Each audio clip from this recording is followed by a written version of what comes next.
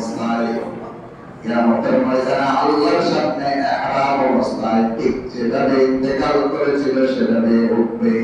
তখন সে পাপ করতে থাকবে, লব্বাইক আল্লাহুম্মা লব্বাইক, লব্বাইক আল্লাহুম্মা লব্বাইক, লব্বাইক লা শারীকা লাক লব্বাইক, ইন্নাল হামদা ওয়ান নি'মাতা লাক ওয়াল মুলক লা শারীকা লাক।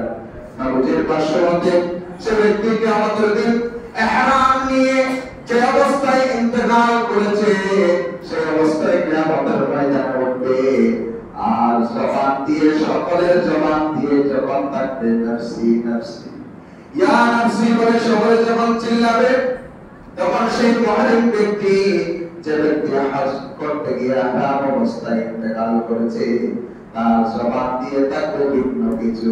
তার জবান দিয়ে শুধু বাহির হবে লব্বাইক, বলেন লব্বাইক আল্লাহুম্মা লব্বাইক, লব্বাইক লা শারীকা লাক লব্বাইক, ইন্নাল হামদা ওয়ান নি'মাতা লাক ওয়াল মুলক লা শারীকা লাক। এই তো দিয়ে দিয়ে কিয়ামতের ময়দানে আল্লাহ রাব্বুল আলামিনের সামনে সেই ব্যক্তি দাঁড়াবে। আল্লাহু আকবার, আল্লাহু আকবার। কত ভাগ্যবান যারা হজ করতে গিয়ে ইন্তেকাল করেন। আল্লাহ আমাদের সকলকে সেই ভাগ্য লাভ করার তৌফিক দাও। আমিন। কিছু মানুষ চুরি করতে গিয়ে মারা যায়, তাই না? দেখছেন না, গত সপ্তাহে চকরিয়াতে মোটর চুরি করতে গিয়ে কি করছে, ইন্তেকাল করছে। সেই ব্যক্তিকে আমাদের দিন সেই অবস্থায় উঠবে।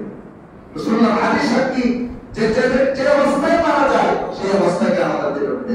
সেই জন্য আপনারা যারা, আমরা যারা গুনাহ করে করে রাত্রিবেলা, অনেকে অসংখ্য মানুষ গুনাহ করে করে বর্তমানে পাপাচারে লিপ্ত হয়ে বিভিন্ন ধরনের খারাপ জিনিস থেকে আপনি ঘুমাচ্ছেন, সেই অবস্থায় যদি ইন্তেকাল করেন কিয়ামতের ময়দানে সেই রকম জায়গায় অবস্থায় দাঁড়াবেন।